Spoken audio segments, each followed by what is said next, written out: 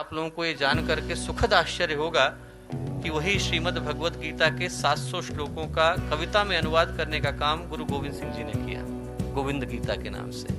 और जब आप गुरु गोविंद सिंह जी के जीवन को देखें तो ऐसा लगता है कि गीता में जो भगवान श्री कृष्ण ने योग की व्याख्या करी है वो उनके जीवन में साक्षात देखने को मिलती है। दूसरे अध्याय में जब भगवान श्री कृष्ण कहते हैं बुद्ध युक्तो जहाती है उभे सुकृत दुष्कृते तस्मात् योगाय युज्वस्व योगः कर्मसु कौशलम। योग कर्म का शिखर पर जाकर के उपस्थित हो जाना है। और वैसा ही जीवन गुरु गोविंद सिंह जी का था। उनके व्यक्तित्व का एक एक आयाम ऐसा लगता है जैसे हिमालय की चोटी पर जाकर के बैठ गया है। उनके विषय में बोलें तो ऐसा लगता है जैसे भगवान कृष्ण या गुरुदेव के विषय में बोल रहे हैं। 3000 के करीब पुस्तकें गुरुदेव ने लिखी, 24 गायत्री के महापुरुष शरण करे, इतना बड़ा संगठन खड़ा किया, साधक थे, संत थे, तपस्वी थे।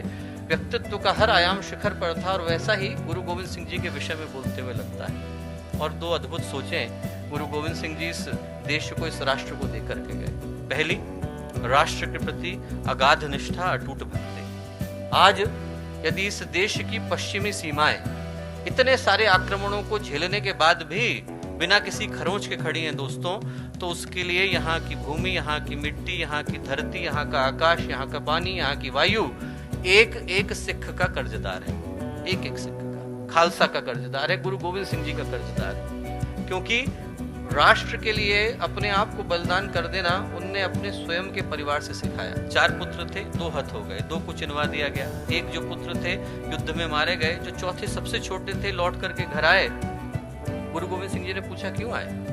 बोले प्यास लगी थी। बोले वहां मैदान में शत्रुओं का लहू बह रहा है, उसी लहू से अपनी प्यास बुझाना। वापस भेज दिया, वो भी हत हो गए। 4 पुत्र मारे गए। माँ का हृदय था। माँ ने पूछा क्या कर रहे हैं?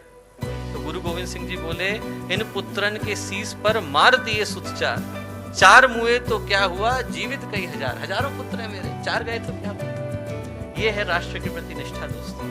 एक एक खून का कतरा बहा देना, एक एक सांस को सुपुर्द कर देना, ये राष्ट्र धर्म। धर्म वो नहीं है कि हम मंदिर में जाएं, घंटे घड़ियाल बजाएं, भगवान के कान दुखाएं। धर्म वो है जब हम लोग राष्ट्र के प्रति अपने दायित्वों की रक्षा करते हुए अंतिम सांस को भी शहादत की तरह सुपुर्द कर देते हैं। वो राष्ट्र धर्म कहलाता है। और वो गुरु गोविंद सिंह जी ने हमें सिखाया। दूसरी जो चीज दी वो दी एकता, साथ साथ चलना। बड़ा दुख होता है जब लोग धर्म के नाम पर तोड़ने की भाषा का प्रयोग करते हैं। धर्म तोड़ना नहीं सिखाता, धर्म जोड़ना सिखाता है। धर्म गिरना नहीं सिखाता, धर्म उठना सिखाता है। धर्म बटना नहीं सिखाता, धर्म मिटना सिखाता है। और ये गुरु गोविंद सिंह जी